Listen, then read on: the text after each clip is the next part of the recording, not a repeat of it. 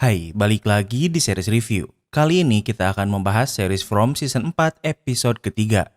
Sebagai pengingat, di episode sebelumnya mayat Jim ditemukan dengan brutal. Ada tulisan kalau pengetahuan memiliki harga sebagai pesan untuk warga Fromville. Sementara Ethan yang tak ingin hanya diam pergi ke RV keluarganya dan bertemu dengan hantu ayahnya. Hantu Jim berkata agar Ethan mencari danau air mata yang ada di mimpinya. Sementara Julie meminta bantuan Randall untuk membantunya saat menjadi story walker. Sementara Acosta si beban mencuri ambulan untuk mencoba melarikan diri namun tentunya gagal. Apa yang akan terjadi di episode kali ini? Tanpa berlama-lama, mari kita bahas. Di awal episode ini kita akan berada di rumah koloni. Di dapur, Fatima dan Elgin bertemu dan keadaan menjadi canggung. Fatima tahu kalau yang Elgin lakukan tak berniat buruk karena ia ingin menyelamatkan semua orang.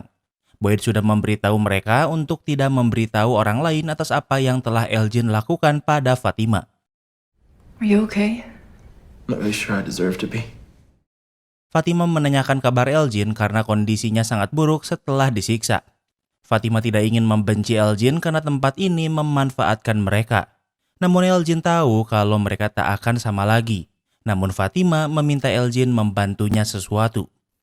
Di tempat lain, saat Boyd sedang tidur, ia bermimpi saat istrinya hilang kendali dan menembak banyak orang. Hal ini membuat Boyd harus membunuh istrinya sendiri. Ini adalah mimpi buruk Boyd yang sering ia alami setelah berada di sini. Keesokan harinya, Boyd menemui Acosta yang ternyata ia penjara. Boyd tidak ingin Acosta melakukan hal ceroboh lagi karena yang ia lakukan bisa saja menyakiti Christy. Whoever that was yesterday, that wasn't me, alright? Acosta mengakui kalau yang ia lakukan kemarin adalah kesalahan. Acosta mengingat perkataan Christy yang berkata kalau ia melihat banyak orang yang mencoba mencari jalan keluar. Mereka memiliki satu kesamaan, yaitu sekarang mereka semua meninggal.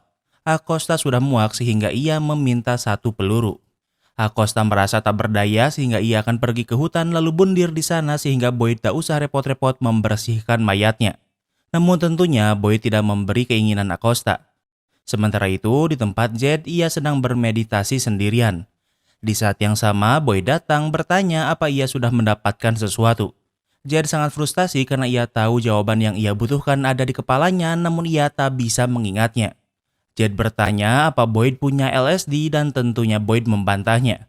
Jed ingat perkataan ayah Victor yang berkata kalau ibu Victor mulai memiliki penglihatan tentang tempat ini bahkan sebelum kesini karena menggunakan LSD. Jed mungkin bisa mengingatnya namun Boyd pikir itu adalah ide buruk.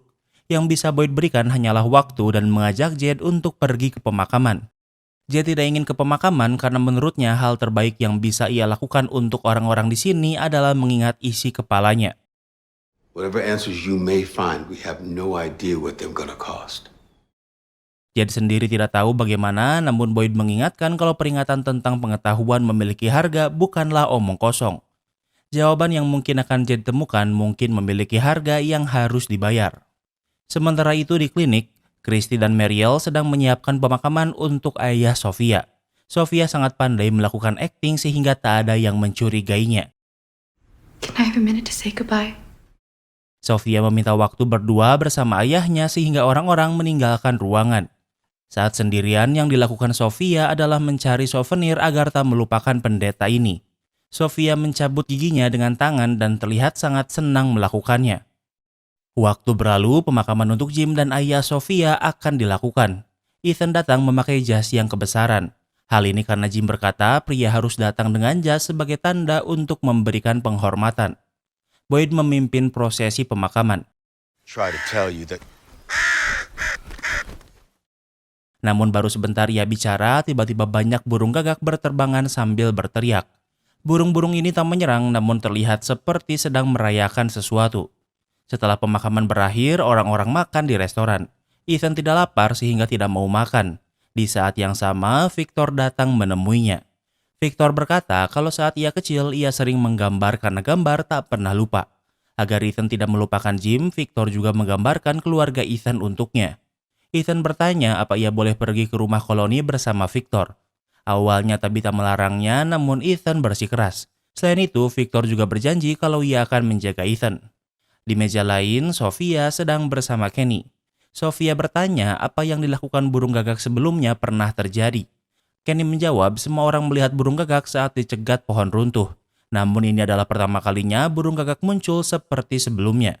Sofia mengingat perkataan Sarah yang berkata kalau setelah Boyd menemukan jimat, tempat ini damai untuk waktu yang cukup lama. Sofia bertanya sejak kapan itu berubah. Kenny menjawab semua berubah sekitar setelah ayahnya meninggal. Keluarga Jim dan Jed juga datang bersamaan dan ini adalah pertama kalinya ada 2 mobil yang datang bersamaan. Di saat yang sama, Boyd mengajak Kenny bicara. Karena sekarang Sofia sendiri, Julie ingin berkenalan dengannya. Boyd bertanya bagaimana keadaan Sofia pada Kenny. Kenny menjawab ia juga bingung karena yang dilakukan Sofia adalah terus berdoa. Are you fucking kidding me? No, she thinks it's our fault. Di saat yang sama, Julie marah pada Sofia. Ternyata Sofia berkata kalau semua kejadian buruk yang terjadi di sini terjadi setelah keluarga Julie datang. Kenny berkata kalau bukan itu yang ia maksud, namun Julie marah sehingga pergi. Sepertinya rencana Sofia dari awal adalah dengan memecah belah warga. Di tempat lain, Fatima sedang bersama Alice. Setelah Fatima melahirkan Smiley, tentunya hal ini terus mengganggu pikirannya. Alice memiliki ide dan meminta Fatima menunggu di sini. Di saat yang sama, Fatima melihat Elgin membawa sebuah kotak. Sepertinya kotak ini berhubungan dengan permintaan Fatima pada Elgin. Kemudian Alice membawa Fatima ke tempat mobil rongsok berada. Alasan Alice membawa Fatima ke sini karena ia tahu kalau saat ini Fatima dipenuhi emosi yang tak bisa ia salurkan. Ia ingin Fatima menjadikan tempat ini sebagai rage room. Ellie memberi Fatima pilihan bat baseball atau crowbar. Saat Alice kehilangan ibunya, Fatima yang membantunya sehingga sekarang ia ingin membalas budi. Fatima menerima tawaran Alice lalu mulai memukuli mobil rongsok. Awalnya Fatima sempat ragu, namun meluapkan amarahnya seperti ini membuatnya senang. Sementara itu, Victor mengajak Ethan ke kamarnya. Sekarang di sini ada 2 kasur karena ayah Victor juga tidur di sini. Victor senang karena sekarang ia memiliki teman bicara. Sehingga ia ingin jika Ethan memiliki hal yang ingin ia bicarakan, Victor akan mendengarkannya. Are there any lakes here? What? Ethan bertanya apa di sini ada danau. Victor tahu ada kolam di sini, namun kolam itu terlalu kecil untuk disebut danau. Ethan ingin Victor mengantarnya ke sana, namun Victor menolaknya karena menurutnya tempat itu menakutkan. Ethan tidak memaksa sehingga ia akan mencarinya sendiri. Victor tidak ingin Ethan pergi sendiri karena ia sudah berjanji untuk melindungi Ethan. Ethan berjanji kalau ia akan memberitahu alasannya asal Victor mengantarnya ke sana. Kemudian Victor membawanya ke sana dan ternyata saat ini di sini sedang ada Jed yang bermeditasi. Let's go. We just got here. It's not what I'm looking for. Ethan ingin pergi karena tempat ini bukanlah yang ia cari. Victor menagih janji Ethan jika Victor membawanya ke sini, ia akan memberitahu apa yang ia cari. Ethan menjelaskan kalau yang ia cari adalah danau air mata. Ini adalah danau yang memiliki kekuatan sihir. Awalnya Ethan pikir ia mengarangnya, namun Jim berkata kalau danau itu memang ada di sini. Victor pikir mungkin Jed bisa membantunya. Jed setuju untuk membantu. Ethan menjelaskan kalau danau air mata adalah tempat yang ia karang saat bermain boneka. Awalnya Ethan pikir mungkin itu hanya karangannya, namun ayahnya berkata kalau danau itu ada di sini. Ingat batu merah yang Jed temukan. Tabitha awalnya pikir batu itu tak ada karena sering bermimpi buruk, namun nyatanya batu merah itu memang ada. Sehingga Ethan pikir alasan ia mengarang tentang danau air mata adalah karena mungkin tempat itu memang ada di sini. Saat berjalan-jalan, perhatian Victor tertuju pada sesuatu dan membuatnya mematung. Ternyata yang dilihat Victor adalah jas kuning milik Sofia. Jed dan Ethan menyadarinya dan mereka juga melihat jas kuning ini. Victor sangat ketakutan hingga ngompol di tempat. Di saat yang sama ada seekor burung gagak datang lalu Victor yang ketakutan pun kabur. Sementara itu Tabitha baru sampai di rumah. Ia akan menyimpan gambar buatan Victor di laci, namun di sana ia juga melihat gambar mercusuar. Melihat gambar ini membuat Tabitha memiliki ide lalu menulis sesuatu. Kemudian Tabitha ke rumah koloni untuk menemui Donna. Tabitha ke kamarnya namun Donna sedang tidak ada. Tabitha menyimpan sebuah surat lalu keluar kamar. Saat di luar, Henry ayah Victor menanyakan kabarnya. Tabitha berkata ia baik-baik saja, namun Henry tahu itu bohong. Tabitha berkata ia akan pulang dan Henry ingin mengantarnya. Tabitha ingin pulang sendiri, namun menurut Henry saat ini Tabitha tak boleh sendirian. Henry tahu kalau Tabitha menyembunyikan sesuatu dan ia ingin Tabitha memberitahunya. Tabitha mengaku kalau ia ingin kembali mencari mercusuar. Jalan memasuki mercusuar adalah dengan memasuki lubang di pohon botol. Namun ini tak sesederhana itu karena saat Delcy kampret melakukannya, ia malah meninggal menjadi Wall Titan. Tabitha pikir mungkin hanya ia yang bisa melakukannya. Namun Henry mengingatkan jika Tabitha meninggal maka Julie dan Ethan akan sendirian.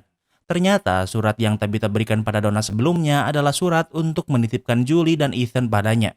Henry tak bisa menghentikan Tabitha sehingga kini ia ingin ikut bersama Tabitha. Karena ingat istri Henry meninggal saat akan memasuki lubang pohon botol. Sementara itu, Julie pergi ke gudang untuk membawa beberapa peralatan. Saat keluar, ternyata Randall sudah menunggunya. Randall khawatir Julie akan melakukan hal bodoh seperti kembali ke reruntuhan. Julie berkata kalau ia tak akan ke reruntuhan. Ia ingin membawa sesuatu dari rumah lamanya yang runtuh. Randall pikir itu ide buruk karena Julie bisa saja meninggal. Julie menjelaskan kalau yang memberitahunya kalau ia story walker adalah Ethan. Ethan mengetahui ini dari sebuah buku cerita dan buku itu berada di rumah lamanya.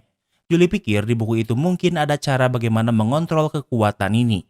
Perkataan Julie masuk akal sehingga Randall akan membantunya. Tak lama kemudian mereka sampai di lokasi. Ingat rumah ini runtuh karena Tabitha terus menggali di bawah tanah. Randall yang akan memasuki reruntuhan ini. Walau dari luar terlihat sempit namun di dalamnya lumayan luas. Julie ingat Ethan menyimpan semua bukunya di dalam satu tas berwarna biru sehingga tas itu yang harus Randall cari. Randall harus melakukannya dengan hati-hati karena reruntuhan ini sangat tak stabil.